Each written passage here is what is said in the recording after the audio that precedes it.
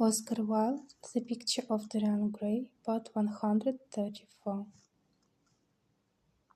Once, someone who had terribly loved him had written to him a mad letter, ending with these idolatrous words: "The world is changed because you are made of ivory and gold." The curves of your lips rewrite history. The phrases came back to his memory, and he repeated them over and over to himself. Then he lost his own beauty and, flinging the mirror on the floor, crushed it into silver splinters beneath his heel.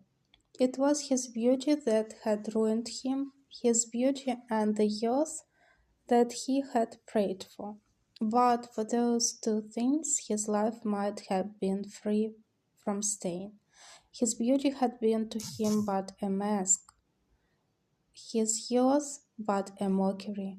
What was yours at best? A green and unripe time, a time of shallow moods and sickly thoughts. Why had he worn its livery?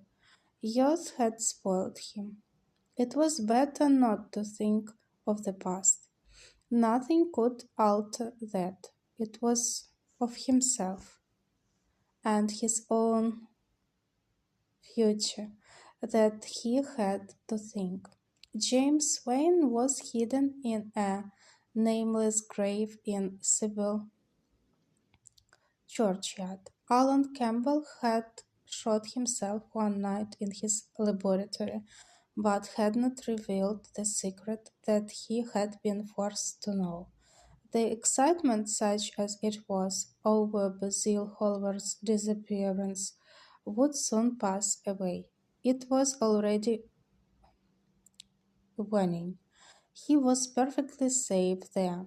Nor indeed was it the death of Basil Hallward that weighed most upon his mind. It was the living death of his own soul that troubled him. Basil had painted the portrait that had marred his life. He could not forgive him that. It was the portrait that had done everything. Basil had said things to him that were unbearable and that he had yet borne with patience. The murder had been simply the madness of a moment. As for Alan Campbell, his suicide had been his own act. He had chosen to do it. It was nothing to him. A new life, that was what he wanted. That was what he was waiting for. Surely he had begun it already. He had spared one innocent thing at any rate. He would never again tempt innocence. He would be good. As he thought of Hetty Merton, he began to wonder if the portrait in the locked room had changed. Surely it was not still so horrible as it had been. Perhaps if his life became pure, he would be able to expel every sign of evil passion from the face. Perhaps the sins of evil had already gone away. He would go and look.